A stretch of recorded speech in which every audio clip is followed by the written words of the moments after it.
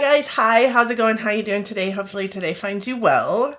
Today I am doing a much anticipated ranking of all the palettes that I tried last year. I went through every single palette roulette, every single get ready with me, all the things that I did last year, and tried to make sure that I had the most accurate list. There are 36 palettes for us to look at today, 2 of which I do not have in my collection any longer, but I will have a picture, and every single one of these is a palette that I have a palette roulette on, so I will also link my palette roulettes down in the description box. These are the reviews I do on every single one of these palettes, so if you have an interest in looking at those, please go ahead and go watch. My channel is built off of just using the stuff that we have and not necessarily reviewing the brandest newest things. So I hope that you find some joy in those videos. I hope that sounds like this is something that you're interested in and that you keep on watching. For those of you new here, hi, I'm Donna. I am a lover of all things high-end colorful beauty and self-care. I work as a field leader for Ulta Beauty. I get a lot of education in my position. I like to bring you that education here, but ultimately I'm just out here talking about makeup because I like to talk about makeup, and this is a fun little hobby and brings solace to my soul, kind of moments in my very busy life. And I hope that you find that you are interested in sticking around, because I would love to have you as part of my YouTube fam. And with that said, let's roll into this ranking, because there's a lot of palettes, a lot of feelings, all the things. Let's just jump in. All right, so palette rankings is something that I think I've been doing for 3 years now. I think this is the 3rd year that I'm doing this.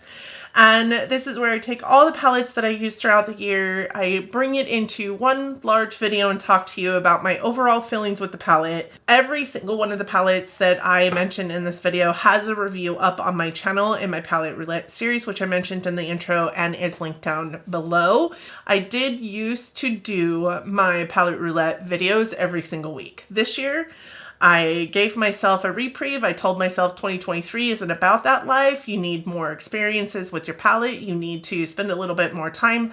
Those are videos that take me the longest to edit and the longest to do, really, because I am working with a palette and only that palette, and really like trying to culminate this like really in-depth review for you guys. So I told myself if it was 2 or 3 weeks, it was gonna be fine. So I had a lot more to share with you guys last year. Last year I had 50 something videos. My top palettes last year, numbers 1 through 5, were very neutral eyeshadow palettes, and my number 1 was the Natasha Denona Green Brown.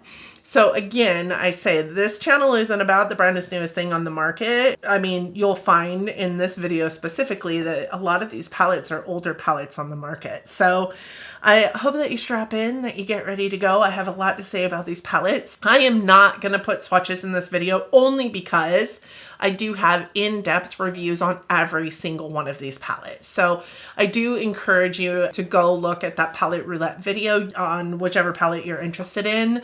You will see all of the swatches and get all of the good, the bad, and the ugly on every single one of these palettes in those reviews. The title of each one of them is whichever palettes were being used. For the most part, I think there's maybe 1 or 2 that aren't titled for whichever palette was being used in it, but you can see in the thumbnail which palettes I use. They're typically the background, and then my face and some of the eye looks are at the forefront. I do those videos because I love to do them. They're not the most watched on my channel. I loved when I came to YouTube having a resource to go to see some of the eye looks and the things from the palettes that I was using, because I wasn't in the market at that point in time to buy anything new. Everything I had in my collection was pretty old. So I put them out there for those that need that. You're going to see eye looks, you're going to see swatches, and you're going to hear the good, the bad, and the ugly, like I said about the palette. So please, I implore you, go look at those. I won't be sharing swatches in this video or eye looks, but you can find that information on my channel as well, and I've made it really easy for you by linking everything down in the description box. So let's jump into this, and I think it would be no surprise if you have been around for a while, but my number 36 eyeshadow palette has got to be this one. This is the Melt Millennial Pinks palette, and you know, really saddens me to say this because I do love Melt as a brand. I have a deep fascination for the brand in a nutshell, just because they're so grungy and so like forbidden almost, but also produce really beautiful palettes. And they typically have really, really great mattes and really, really poor shimmers, but most of their palettes are mostly mattes. So this one is Millennial Pinks. It looks like this. It's a really unique color story. And truly, that's another reason why I'm enamored by Milk Cosmetics. They really do put out some unique color stories. And this color story is one that I was really excited about from the time it launched almost. I wasn't super into blues when this launched, so and especially not grays, and this has, you know, some blues and grays in it, and was curious but not curious enough to spend the $58 on it. And then it was on sale on the Sephora website, so I picked it up for like 28 bucks. I'm glad it was only 28 bucks. I would have been mad at myself had I spent $60 on this palette, because this palette is trash. The mattes are not great. The shimmers are not great. The shimmers exacerbate texture. They flake all over the place. The mattes do not blend. They do not go on the eye very solidly. They don't want to build. It's just a really awful eyeshadow palette. I don't know what happened to their formula here, but it's not great. Number 35 is actually this palette here. I'll link right up here. It is the Winky Lux Galaxy Kitten palette, and I decluttered this palette. I decluttered it out. I no longer have it. I didn't even hold on to it just in case. None of that was going to be a thing. That palette was awful. And, you know, truth be told, I love the Winky Lux formula. I think it's a really great formulation of shadows. I do have a couple of Winky Lux palettes in my collection. One of my favorite palettes overall is the Winky Lux Kitten palette. I really enjoy them as a brand.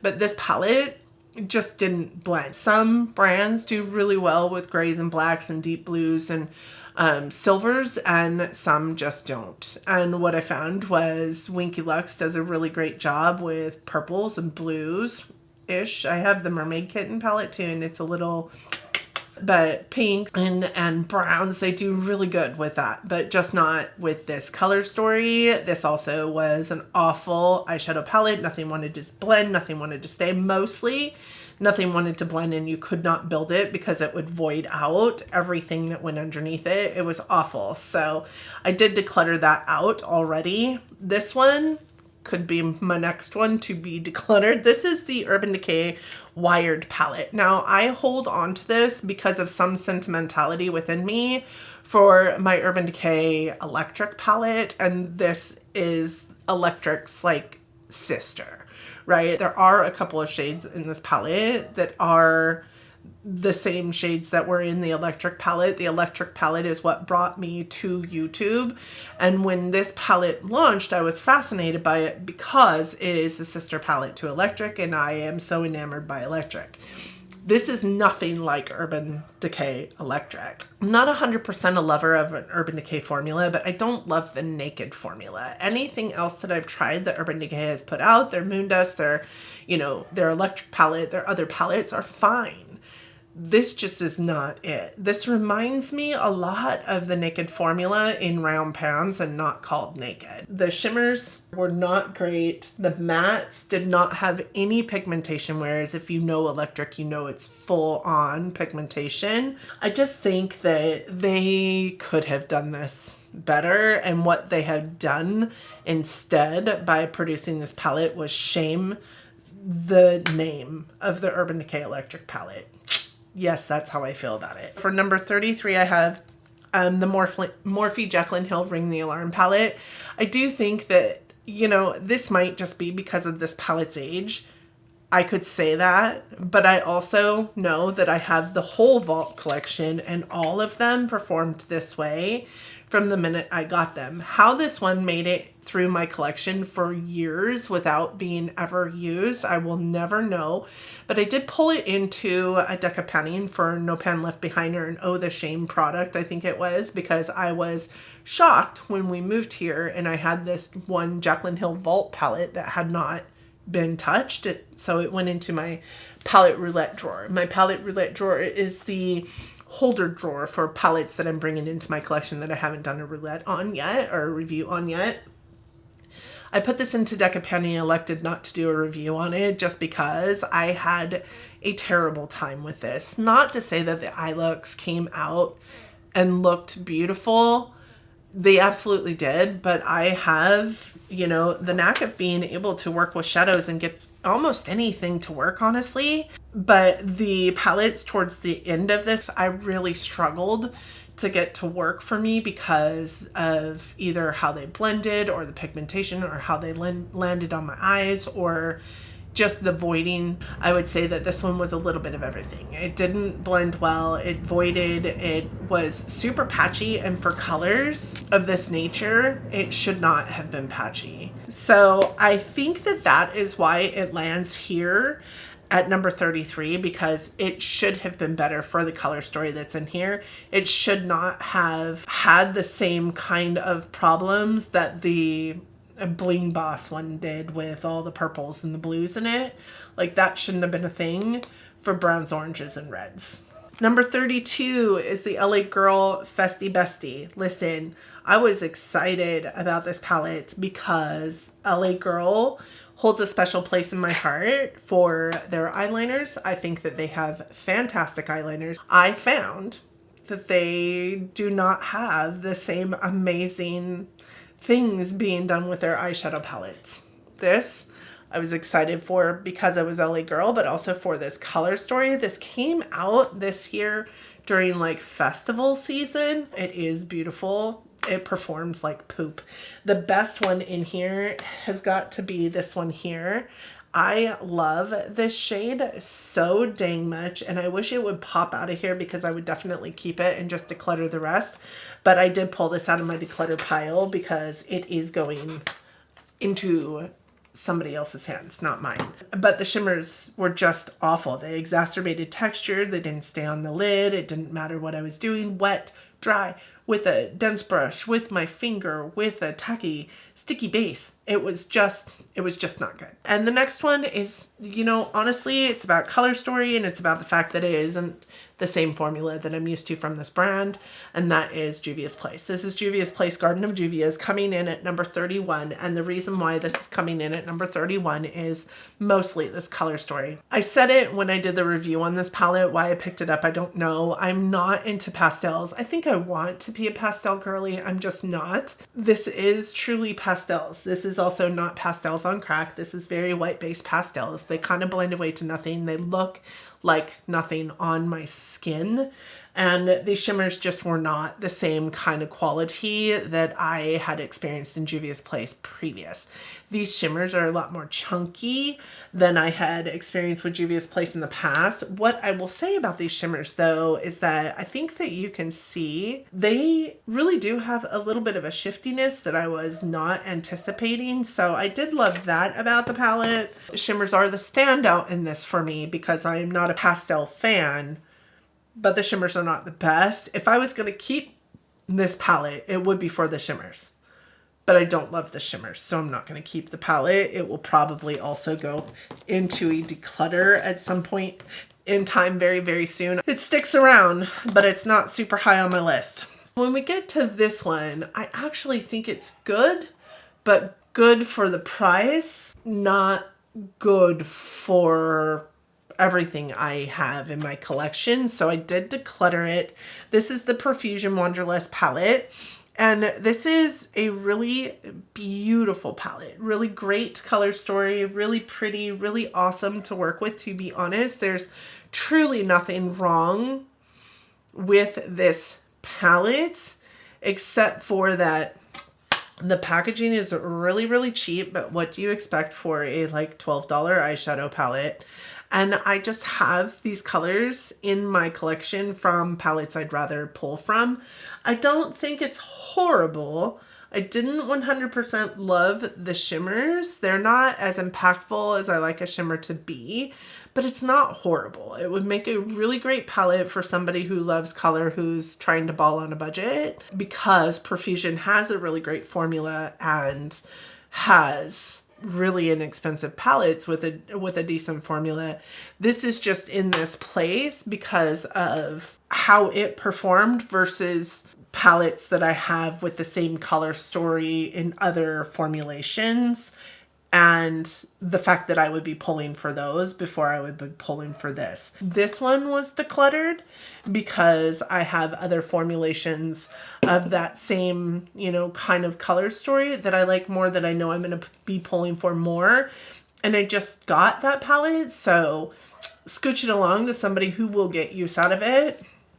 Sure, why not? The next one is the Urban Decay half bag. I will again put a picture up here of, because this is a palette that I decluttered to my sister.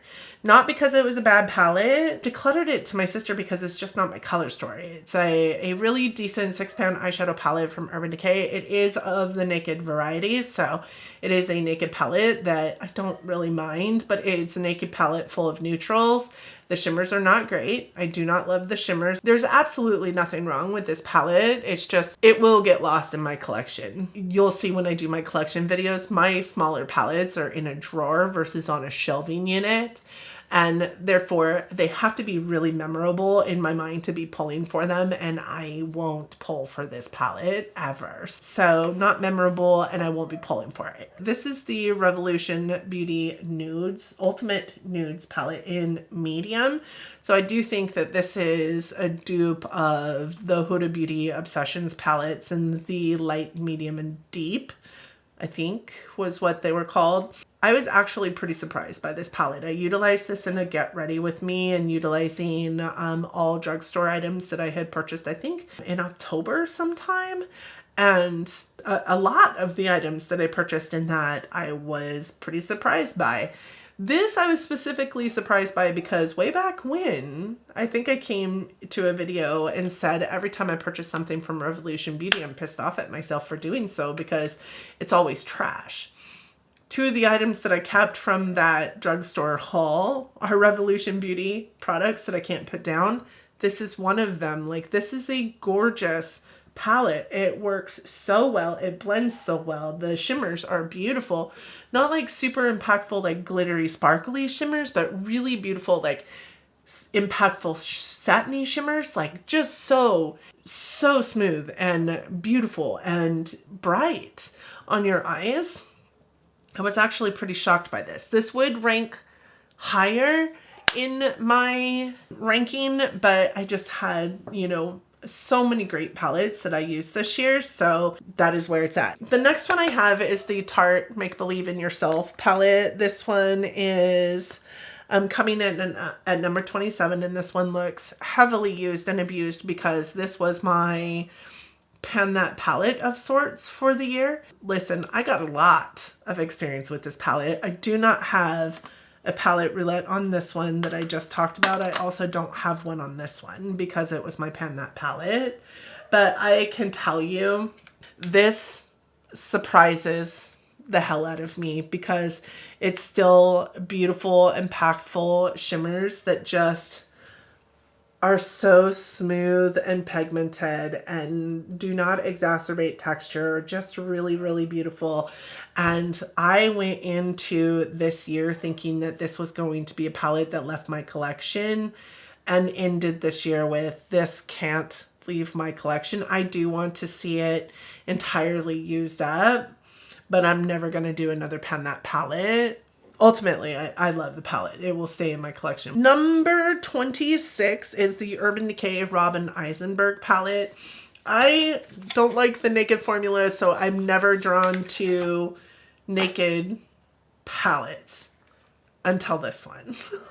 I love the packaging on this palette, and that is it. I mean, it probably should be sitting somewhere else in this little ranking here, but ultimately, like, I really do have to say that these shadows all through here, I would say even this baby blue one, are really great. I hated working with these three shadows because they're just trash. They're all like black based blue and then a purpley blue and then a greeny blue, but they look the exact same on the eye because all the shimmer wears away and all you're left with is a dirty, grungy, blackened base. So it was really crap. I don't love the shimmers that Urban Decay Naked Formula has within them, and this had far too many shimmers in the palette. In my humble opinion, there's only 5 mattes. 1, 2, 3, 4, 5. These 2 are too light. This one doesn't go with anything but these in an eye look without looking stupid. So then you're left with these 2, and every single eye look looks the same. So this one is in the position it's in for a reason. I can't knock its packaging. Like, I love its packaging. Honestly, I had a decent time with the first like 7 shades in the palette, except for the ones that are shimmers. So I know I'm talking out both sides of my mouth right now, but this could not go any higher in the countdown. The next one I have is the Huda Love Fest. This is a Huda Beauty Obsessions palette with a lenticular cover that says Love Fest on it. This is the color story. This one lands in this section because of the color story, and it was just a really rough color story to work with. As much as I think that the color story in the pans are beautiful together, they just don't work really great together on an eye look. I would also say that this shadow here is really flaky and exacerbates texture in a way that is just not fixable, so, and not hideable. It looks like the shimmer chunkiness is just kind of dangling there on your eyelid, which is not flattering at all. This one was the surprise because this one is a beautiful like duochrome color. It is so pretty, or could have the capacity to be pretty. But as you guys saw, like, I really dug my finger in there, and this is all the color payoff I get. I feel like you have to work too hard to get anything in this palette to work for you. And a lot of that I think stems from the fact that Huda Beauty eyeshadows are very firmly pressed. I get that. I am a Huda Beauty eyeshadow fan.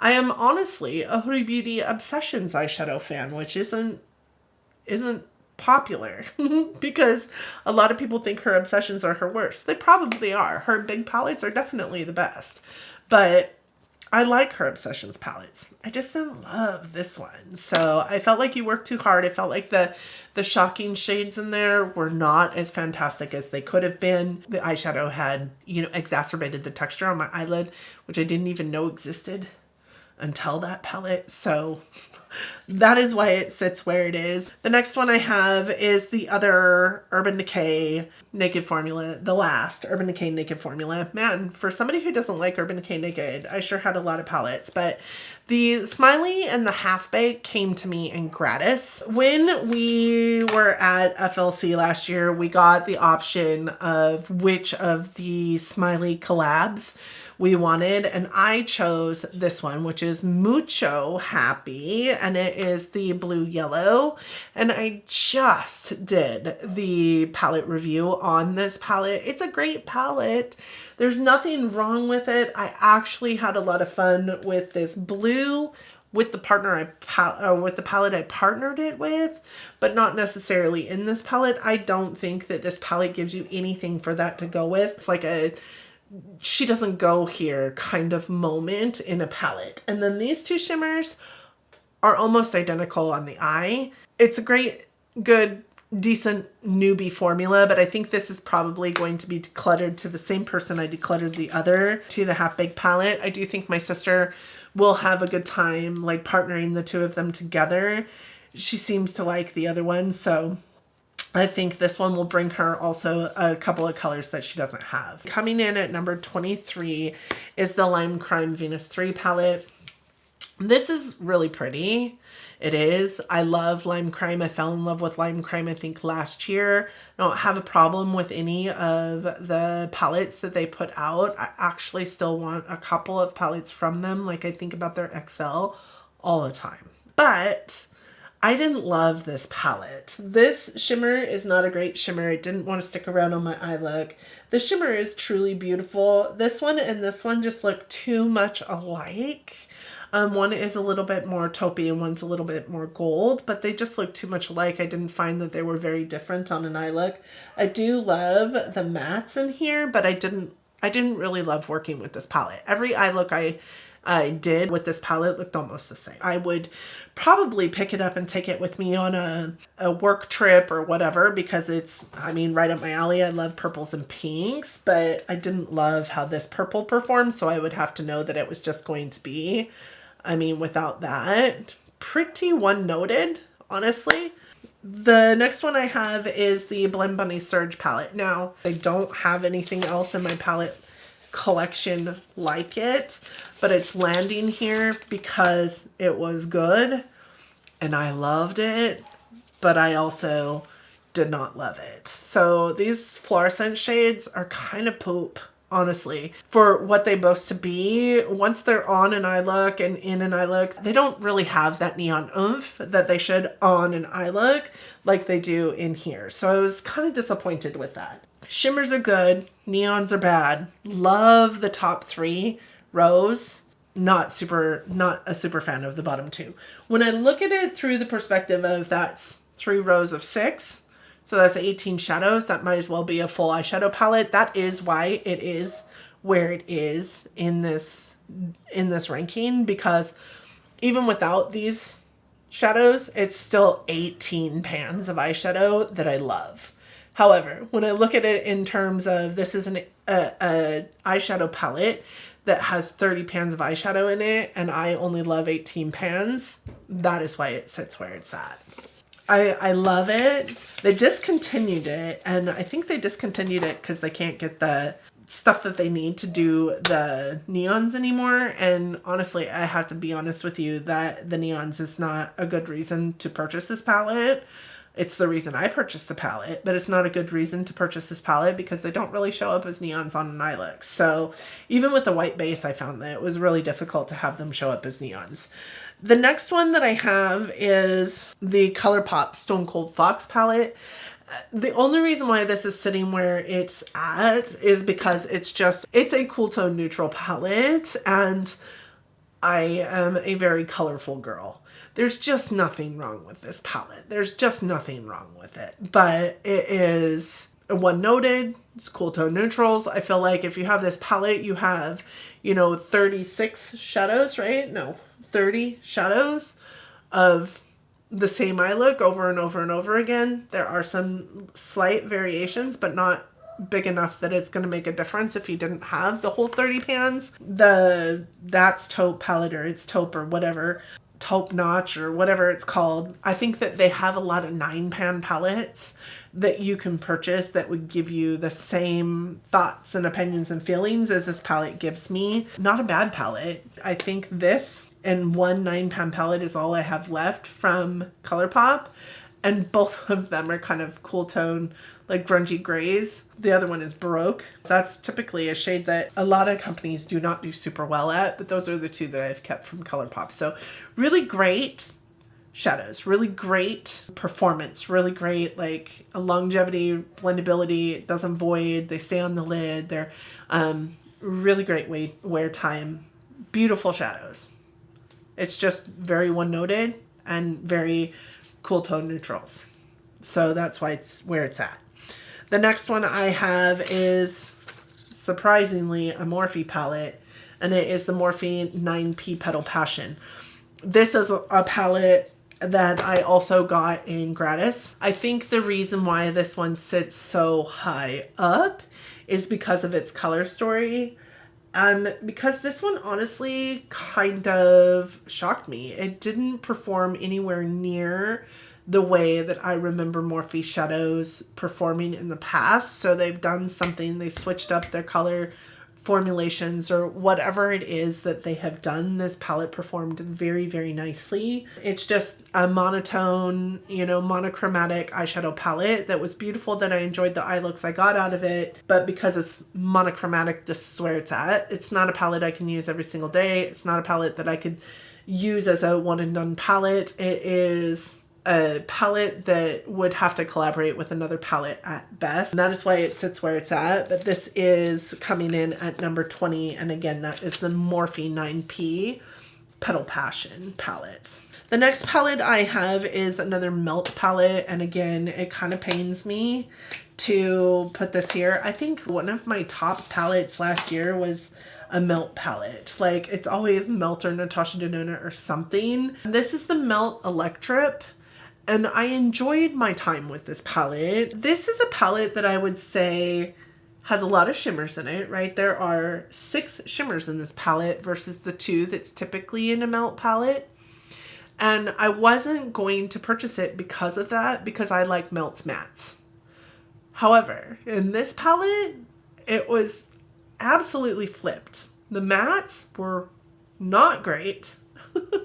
And the shimmers were probably the best I've ever seen from Melt. So I don't know what they did with their matte formula for this palette, but they need to switch it back. But keep this formula for shimmers, because this was a really great shimmer palette. So for those of you that have this palette and the Bailey Sarian palette, if there's any of you out there, can you please let me know if that Melt Bailey Sarian palette matte formula is the same as the mattes that are in here, because I didn't love the mattes that were in this palette. I don't know what happened, but I felt like I was digging in to get the pigmentation that I'm used to from Melt. Also, I really love the color story. I mean, again, with the wacky like color stories from Melt Cosmetics, that's kind of what they're known for, and I dig it. This palette has 6 shimmers in it, which were fantastic. And the 4 mattes were awful. The majority of this palette I felt like was good. That's why it sits here. I dig it.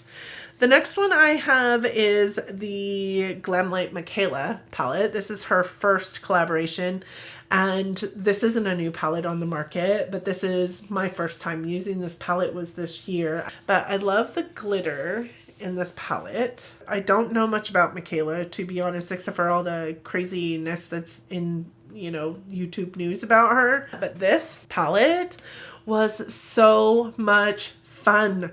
I love Glamlight's formula. They're one of my favorite indie eyeshadow brands. They've just got a really easy to use, beautiful formula. Can't say anything wrong about the shimmers nor the mattes in this palette. It's so much fun. I love that there's 2 rows of kind of like natural neutral colors and then a bunch of just poppies, blues and greens and purples. Really, really fun palette to play with. The only reason why it sits here is because I have so much sitting in front of me, you guys. I feel like I'm gonna sound like a broken record with that, but really great palette. Nothing wrong with it. I would recommend it.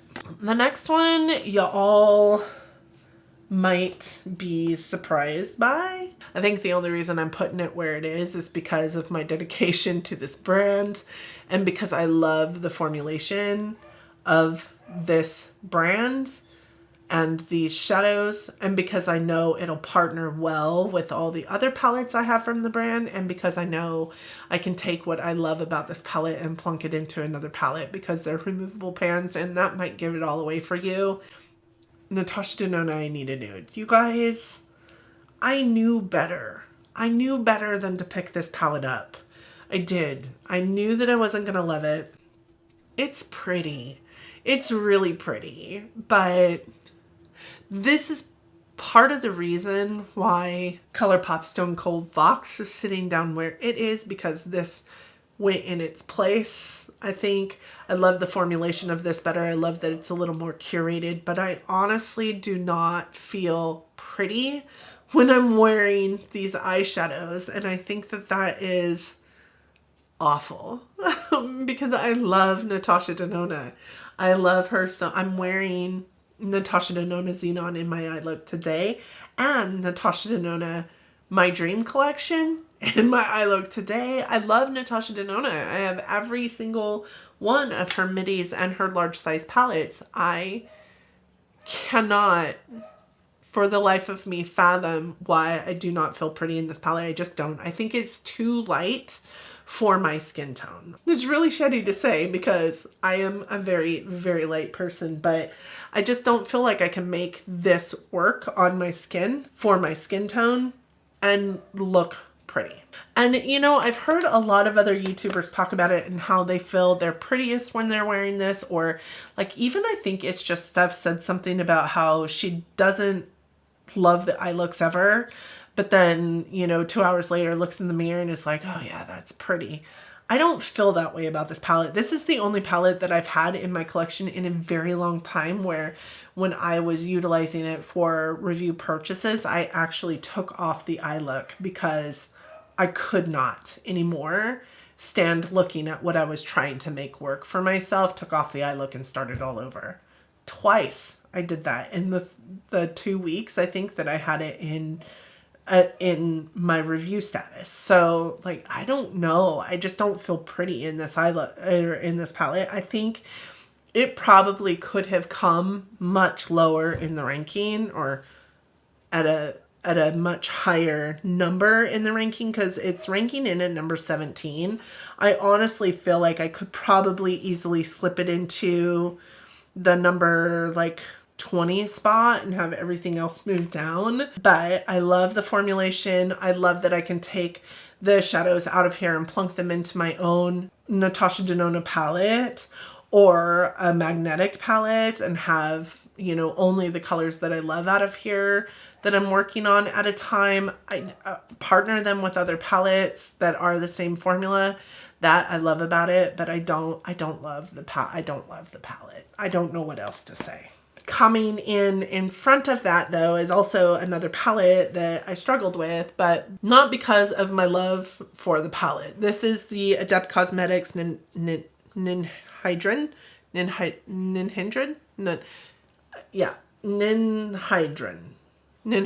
palette.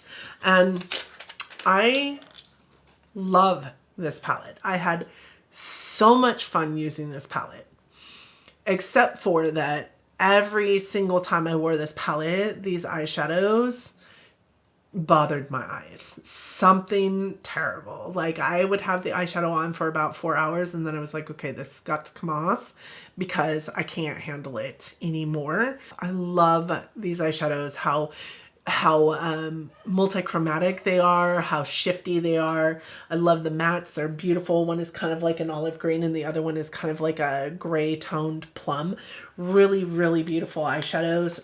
Really, really beautiful looks I got with it. However, this did bother my eyes so dang much. So that is why it is in the, you know, the history or the ranking at number 17 or number 16 versus top 15 is because I can't wear it for very long. So it's not reasonable for me to wear it for anything other than filming, which is fine. But I like my eyeshadows to work all day long. Top 15, here we go. So excited about these. My number 15 palette is the Tartelette in Bloom. This also came to me in gratis. I am shocked that it took me this long to try this palette because I actually quite like Tarte eyeshadow palettes. What I don't love about this palette is the shimmers in here, but there's only 3 shimmers in here. So I can deal with 3 shimmers in here. They're just not super impactful. I love Tarte mattes so dang much, and this is no different. I felt like even though this is a very neutral eyeshadow palette, it's a good, nice, curated, works well, one and done kind of eyeshadow, goes really deep, goes really light, has some shimmers that kind of go with everything. I really loved this palette. I thought that it gave me a good variety of eyeshadow looks and shades, and also it smells really good. So I'm really surprised that I had not tried this palette and I had never thought to pick up another Tarte palette because I have a lot of Tarte eyeshadows. Number 14, Anastasia Beverly Hills Cosmos palette. I was so excited to use this palette. I had a really great time with this palette. The one caveat to this I would say is that I know it goes really deep, but it doesn't go really light. This shadow right here could be beautiful. It could be more beautiful if they didn't have like glitter suspended in a black like eyeshadow, like matte eyeshadow. I think it could be definitely better. I love that I used a lot of these shadows, these matte shadows for other parts of my makeup application, such as contour and blush. Really beautiful. I love this blue. I love this shadow.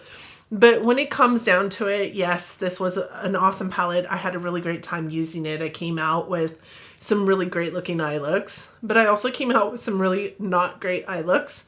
And I think that they're, stepping into the realm of multi-chromes. They did a good job with it, but I think that there are better multi-chromes in my collection.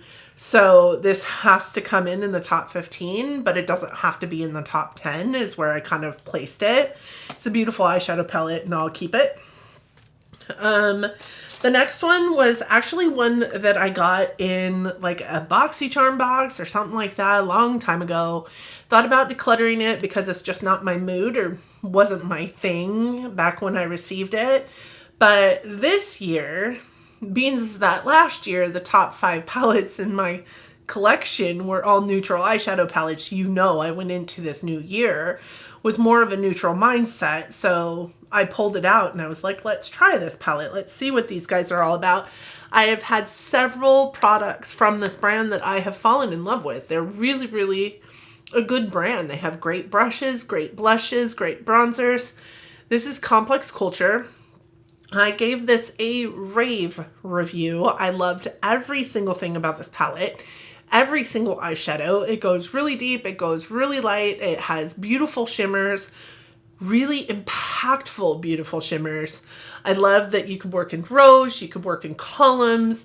I love the whole vibe of this neutral eyeshadow palette.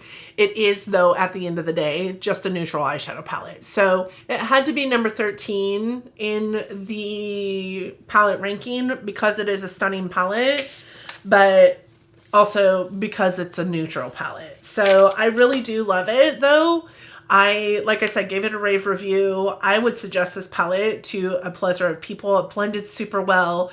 It has really great pigmentation. If you haven't tried Complex Culture as a brand for eyeshadows at this point in time, I would suggest looking into them.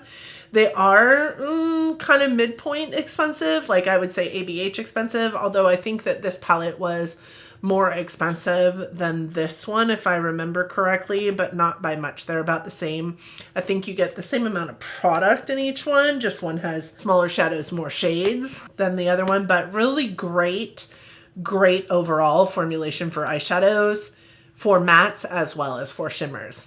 The number 12 palette would have to be the collaboration with Odin's Eye and Betty Jean, and that is the Odin's Eye Planet Spirit palette. Listen, I love this palette so dang much, but there's really only so much you can do with this palette. You have eyeshadow looks in this palette of 2 eyeshadows a piece. They all go together, but only in like a 100% Betty Jean way. And I love Betty Jean. I actually started watching her because of this palette, because I fell in love with this collection and wanted to get to know her because of this palette. I can say the same for Makeup Just for Fun. I bought this collection because of Lauren, not because of anybody else. I love this palette, but this one has to sit in the number 12 spot because, I don't know, I really think that the other 2 sit further up in the line. This one isn't necessarily a number 12 eyeshadow palette, in my humble opinion, but I have 11 more eyeshadow palettes that I love more and have pulled for more in terms of making up this ranking, and that is why it sits at number 12. It's really not a bad place to be. And I love that this palette brought me a new creator that I might have never known had it not been for this palette. So I'm really glad that I have a little piece of what goes on in Betty Jean's head. So there's that. The number 11 palette, which again I think could be higher up in the ranking, is just because there's 10 other palettes that I thought needed to be in my top 10 because I want to pull from them more, and that is the Melt Bad Side Zodiac Earth palette. I am a Virgo. I wanted this palette because it's about zodiac signs, the Earth zodiac signs. The Earth zodiac signs are Taurus, Capricorn, and Virgo. I wanted this palette because of that, if for no other reason. But also, this color story reminds me a lot of Subculture in the best way. And this performs with the same aesthetic as Subculture performs, only better. So this is just an 8-pan eyeshadow palette. It is pretty dark, honestly, when it comes down to it. There isn't really lightness even in the shimmers. I think that I couldn't have put it any further down the line, but it is, like, I would say from here, from even here forward, these are all like top 10 palettes in my humble opinion. If you had a smaller eyeshadow palette collection, or if you hadn't tried, you know, 36 eyeshadow palettes in the last year, these might be some of your top 10. This is a wonderful eyeshadow palette. This was probably the best of the best as it pertains to melt formulation. I felt like their mattes were really good in this. I also felt like their shimmers were really good in this. I love the palette. I would recommend it, but it is a super dark palette. Number 10, I have the Blend Bunny Lure palette. This Lure palette, I had so much fun with this Lure palette. I think the biggest reason why this sits at number 10 is because I really love Blend Bunny mattes. I really do not like Blend Bunny shimmers. However, their shimmers are getting better. I do think that one day they will have perfection in their shimmers. I love that this goes really, really deep with the black and the brown. It doesn't get super light though. I think that that's another reason why I have this at number 10 versus higher up in the ranking. I had so much fun with this palette.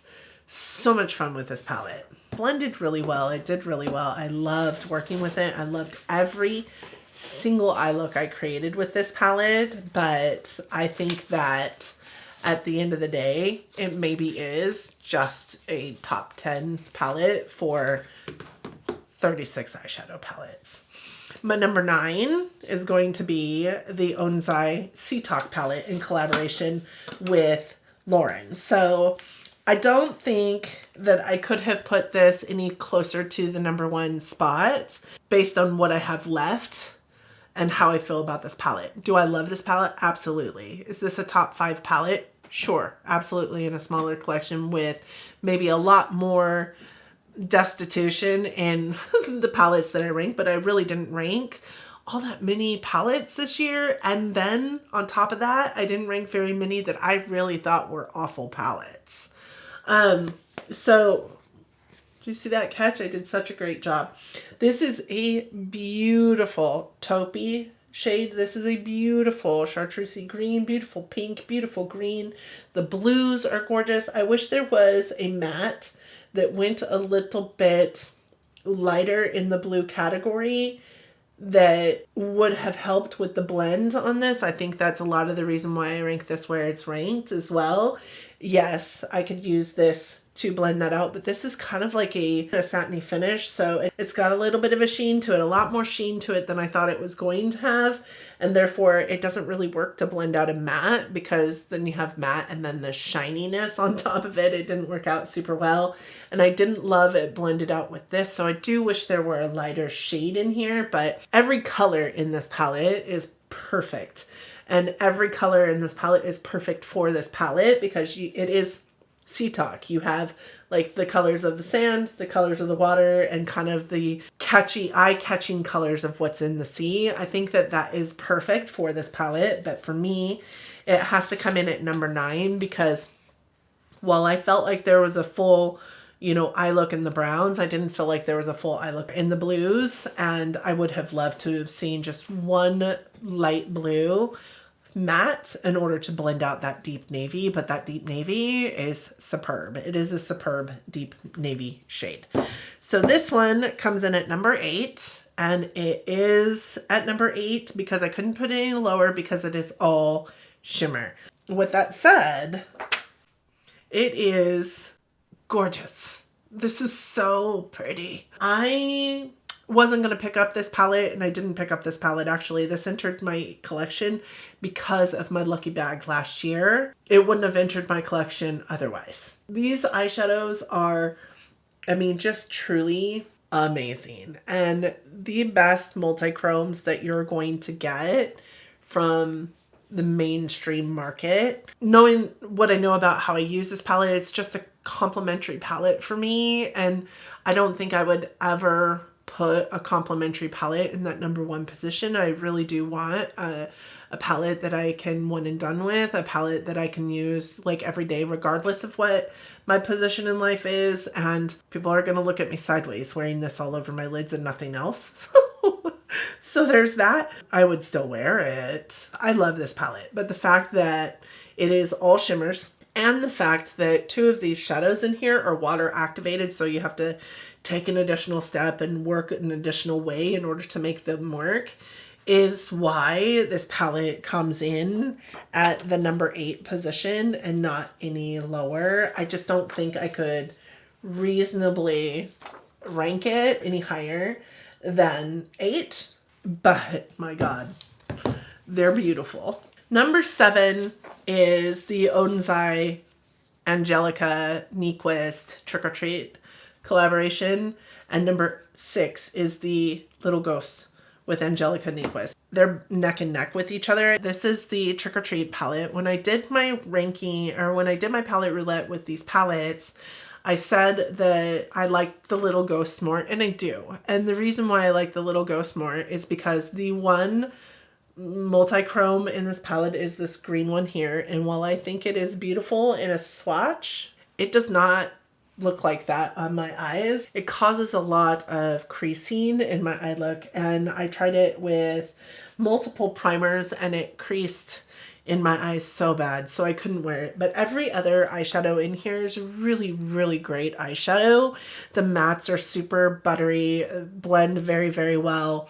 The one thing that I didn't also love about this palette is I felt like I was getting one of 3 eyeshadow looks with it. I was either getting like an orangey eyeshadow look, a green eyeshadow look, or a red eyeshadow look. I didn't feel like they bounced across medians very well, to be honest. And I felt like the mattes worked just a little smidge bit differently in this one than the mattes did in the Little Ghost palette, which is saying a lot because the Little Ghost palette has a lot of like blues and purples, which aren't typically easy for any brand to formulate, but I think that Odensai did those better, to be honest.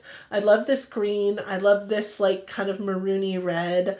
I love this green here, which is kind of a minty green that looks honestly like silver, and in eye look it's so pretty. And also, like, I wore it in an eye look where it looked gold. Also, like, I think that this palette is gorgeous, don't get me wrong. It's everyday friendly, which is great. I love that this palette goes from really deep to really light. I love the shimmers in this palette. I think that they're great, except for that green one I didn't have a great time with. There's nothing wrong with this palette. I would suggest it over and over again.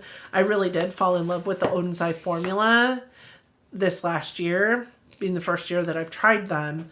And I now have 5 palettes from them. So that's saying a lot. This just wasn't my favorite of the 2 that came out in this collaboration. So this one is the Little Ghost palette. It comes in at number 6. It's just really, really beautiful packaging.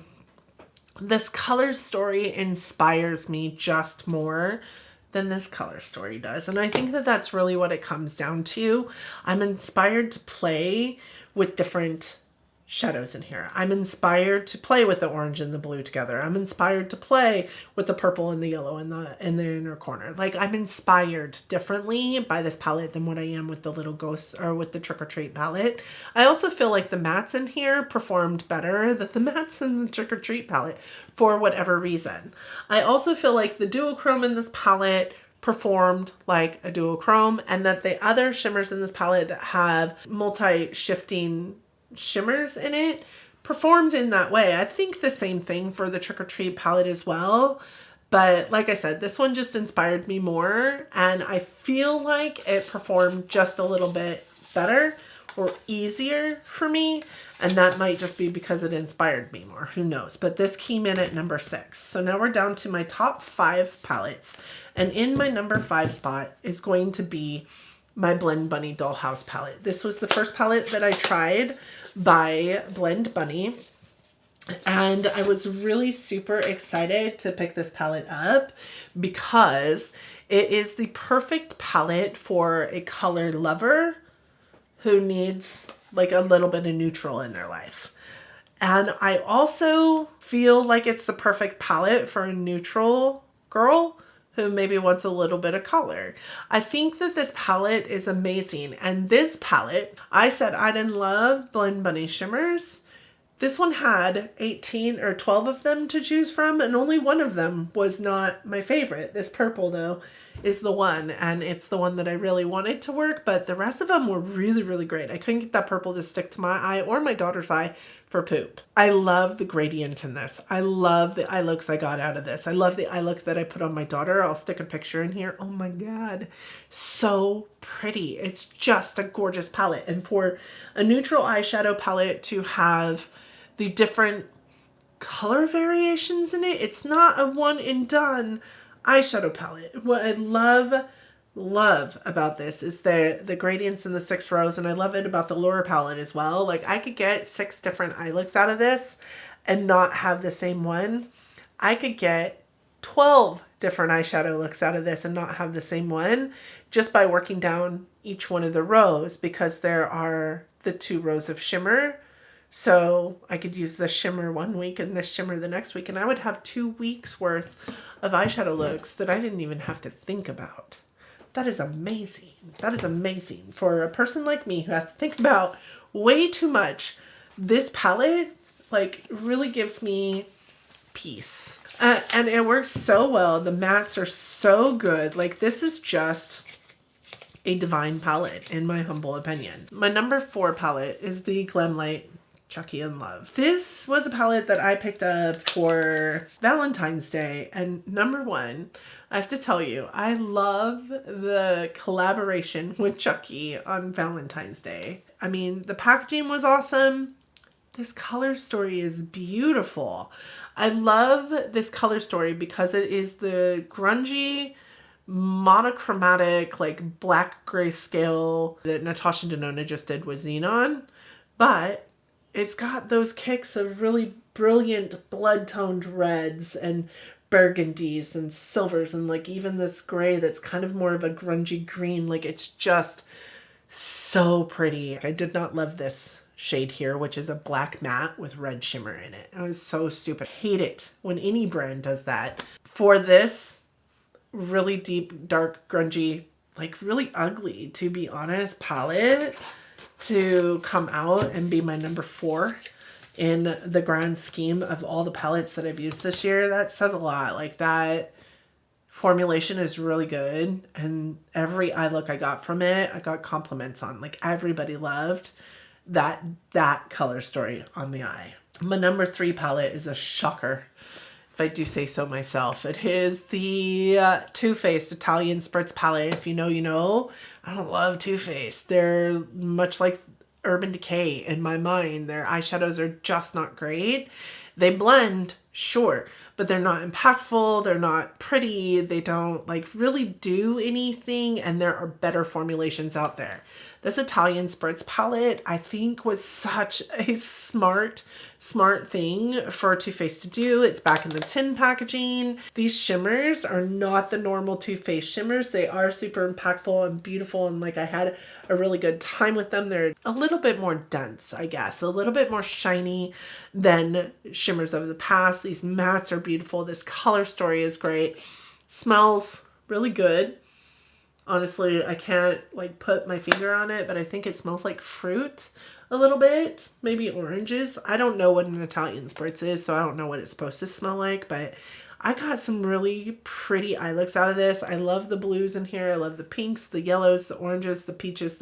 This is minimal makeup at its finest. Not quite neutral, not quite colorful. I think this would be a great palette for, again, somebody who, you know, wants to be a colorful babe, but doesn't know how to be a colorful babe. And now we're down to the top 2. I think I've maybe surprised even myself with this top 2, if I have to be honest with you. So my number 2 palette is the Natasha Denona Yucca palette. I'm actually kind of surprised that this is my number 2 palette. This is one of the Natasha Denona middies that came out on the year, and this reminds me a lot of some of the indie shadows that were also going around. Like, I think Nomad has, I can't remember what it's called, but it's a palette that I wanted when I first saw it, but I love Natasha Denona. I love her formulation. This is such a beautiful eyeshadow palette.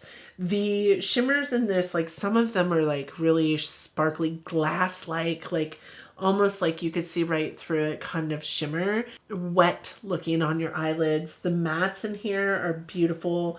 There are so many more mattes than there are shimmers, so everything just kind of goes together in a cohesive way. I don't think there's any redundancy in here. I love this pop of kind of like bright, kind of a yellow green, so that you're getting like that really perfect, like see me from the moon inner corner look that you want to get. Came out with 3 eyeliners as well that kind of match them. I bought those 3 eyeliners as well.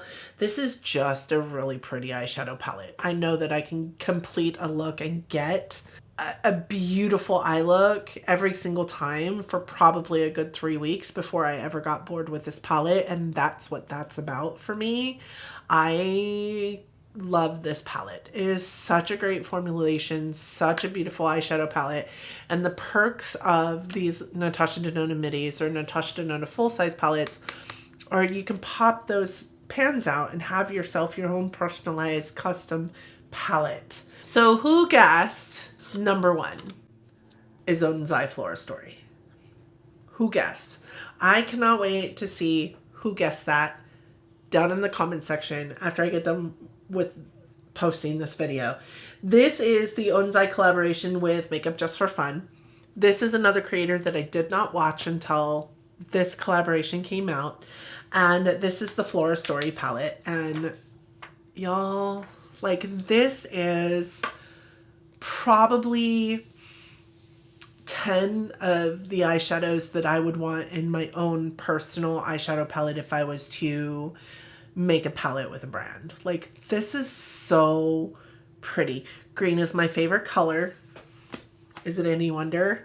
Last year, my favorite palette was the Natasha Denona Green Brown. Green is my favorite color. Like, what can I say? Like, I'm drawn to it, number 1. Number 2, I also love purples. Purple was my favorite color as a kid. Could I last for 3 weeks with these 10 eyeshadow pans? Absolutely, 100%. This is so pretty.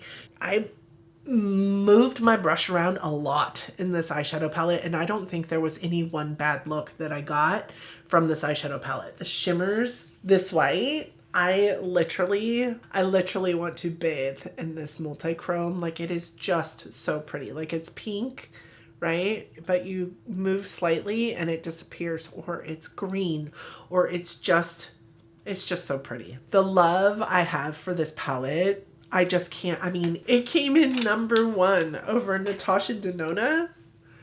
What? Who are you? Like I really did fall in love with some indie brands this year. There's one mainstream brand in my top 10 this year. What that tells me is I am not spending nearly enough time in the indie realm. With that said, my goal this year is to purchase Natasha Denona. Of course, I'm always going to purchase Natasha Denona. I will probably also always purchase Melt. But I want to spend so much more time in the indie space. I have spent a good amount of time in the indie space, but not a lot of time in the indie space. So for those of you out there that are digging my palette ranking and who have lasted this long, I would love to hear from you down in the comments section, the indie brands that you want to see me review on this channel, but also your favorite indie brands. I would love to hear from you down there, because if there's one thing this ranking taught me, it's that I'm not spending nearly enough time in the indie space. With that said, that is it. That is all of the 36 palettes that I used for the first time in 2023 ranked for you. Let me know your thoughts on this ranking. Like, there's a lot of palettes I think could have went one way or another. And up until filming this, I was kind of swaying the decisions on where a palette stood in the ranking. But I feel really, really good about my top 10. I feel really good about my top 15, to be honest. Let me know. Let me know what your thoughts are. I would be interested to hear from you down in the comment section. So don't forget to hit me up down there. I hope that you all enjoyed the video. I hope that you all survived the holiday season and you're getting along as best you can in the aftermath. I hope that your New Year's was amazing. I hope that your January is treating you well. I hope that you are all safe and healthy and getting along as best you can in this world, and that you are loving each other, but loving each other from afar. And until next time, bye friends.